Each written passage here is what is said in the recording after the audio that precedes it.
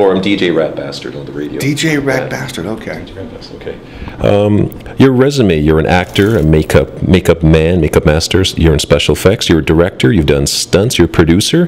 Does this mean you have earned the name legend? Well, I didn't give it to myself, but pigeons do on me. No, I mean, I've heard it before, but no, I've heard Renaissance Man, I've heard it, but to me it's just the more you do, the more you get to do. Like if you want to be involved in the movies, it's great to have, different skills. One of them might get you in. And yet, despite that, when I Google your name, YouTube comes up and a video comes up that says, America's creepiest makeup man. Creepiest? Isn't that mean? Shouldn't it be the charming man? You're quite charming, actually.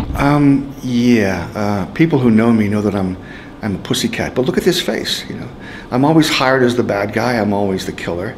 Creepy, that's fine, as long as my name's attached to it and my name is out there, that's the whole point, How competitive is the makeup business? How competitive? I never thought of it as a competition. I always thought of it as a brotherhood, I love all these other artists and they share their information willingly, But I've never had to bid against anybody. I understand that does go on, but I've never had to do it.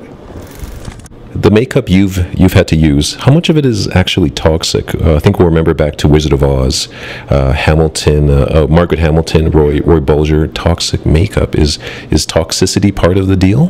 Toxicity. Oh, for the Wizard of Oz, yeah. I mean, Buddy Ebsen was going to play the Tin Man, but he had a horrible reaction to the metallic makeup. Margaret Hamilton didn't have a reaction to the makeup. They just burned her. When she goes in flames in the trapdoor, she got burned, so it wasn't toxicity of makeup, it was toxicity of the crew, okay? Is your stuff safe? Yeah, usually, yeah. Except I did cast a girl's head once with alginate that had cinnamon in it, and it dyed her blood red, and she was the star of the film. I wasn't very popular for 4 or 5 days, because she thought it was never going to go away. And I didn't know it was going to go away. But it went away, so that's the worst that's ever happened. Is it true you can use Rice Krispies and corn chips in makeup? I used Rice Krispies and latex in creating Nate's corpse for Creepshow.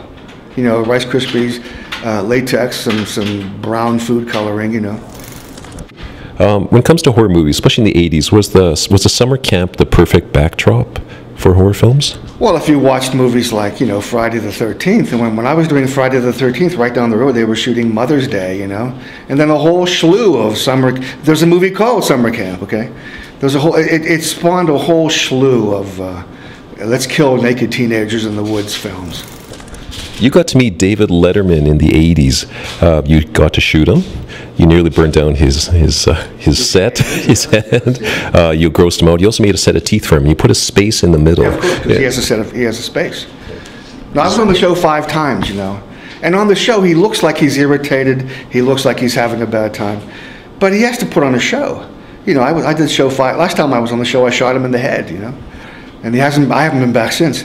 But he had Arnold Schwarzenegger on the show, like 6 months after Arnold took his citizenship test. Letterman pulled out the test, and Arnold didn't know any of the answers. And he didn't come back after the commercial, so maybe some people do have bad time on the show, but for me it was fun.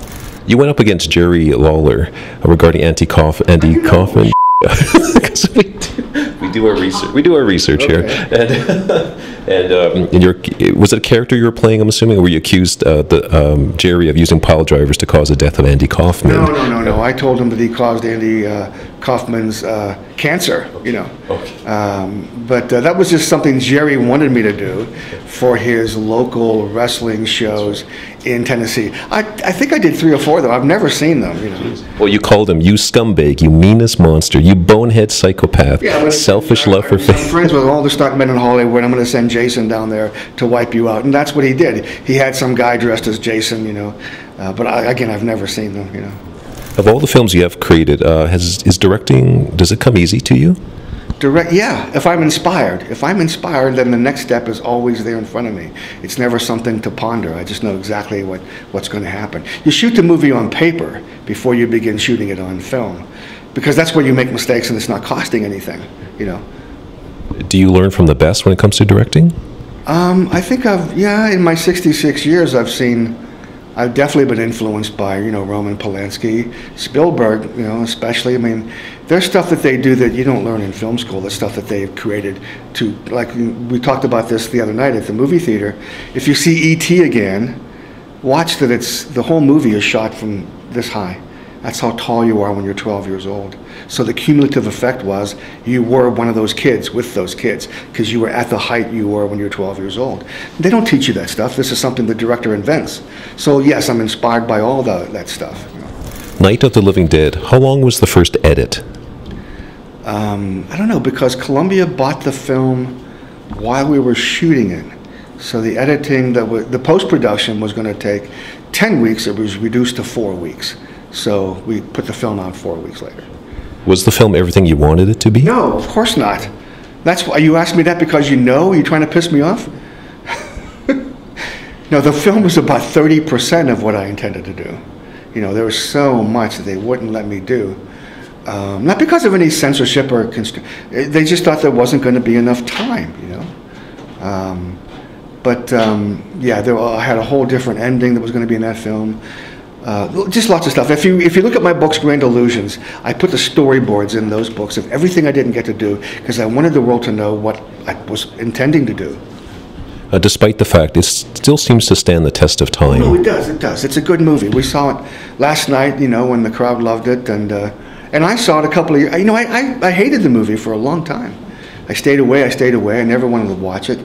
So there was a midnight showing. I did a Q&A at 11 o'clock, and I was going to leave the theater.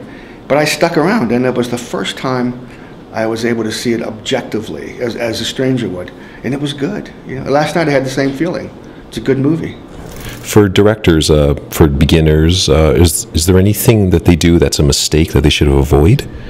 First-time directors, they think that all you have to do is point the camera at the action. That's not what's going on. There's feelings that you have to create, not just from the dialogue, but the colors you choose, the way the actors are dressed. Are you going to have overlapping dialogue, which is the way we normally talk, I hate in movies where there's like a big anger or argument scene, and the angry guy is listening to the guy to finish a sentence. That's not what happens. I will cut in, I will interrupt you. So Howard Hawks did that in The Thing and other movies. So that's a mistake, I think. All those are mistakes. When it comes to makeup, computer enhancements, is that a good thing or bad thing? It's good to me, it's good when it's done well, I think the best makeup effects are the ones that are a combination of practical effects and CGI, Sure. Throughout your career, have the religious right or the moralist ever targeted you? Who cares? No. There was. I remember reading a newspaper article where they were singling me out because I've killed so many women, So movie by movie, I could prove to them that I killed more men than women, That was called a misogynist, for killing women. But I don't write this stuff, Of all the films that you've watched in your career, in your own private life, are there any of them that you're embarrassed to tell people you like, or films that you like and people just don't get it? No, it happens all the time. I liked Van Helsing. My friends think I'm an idiot for liking Van Helsing. But it's your mindset. To me, it was having a bad dream about horror movies. It was so over the top. And there's many other instances. We sat around and figured how many bad movies I've made, and we counted 25. Then we counted how many good movies I've been in, 25. Some one for one,